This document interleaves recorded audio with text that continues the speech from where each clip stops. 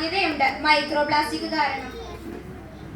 മോനെ സുനിലെ, നിന്നോട് മാത്രമല്ല, ഈ ലോകത്തിലെ എല്ലാവരും കൂടിയാണ് ഞാൻ പറയുന്നത്.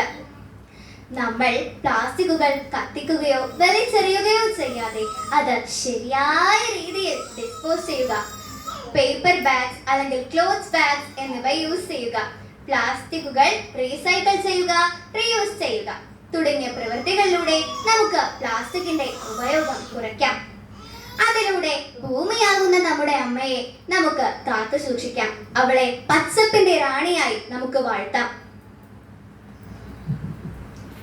ഇപ്പോൾ മനസ്സിലായല്ലേ എന്തുകൊണ്ടാണ് പ്ലാസ്റ്റിക്കുകൾ വലിച്ചെറിയരുത്, കത്തിക്കരുതെന്ന് പറയുന്നത്?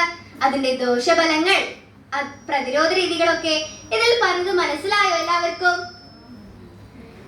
അപ്പോൾ ഇതോടെ നമ്മുടെ ബാലവിഭാഗം അവതരിപ്പിക്കുന്ന നാടകം ഇതാ അവസാനിച്ചിരിക്കുന്നു.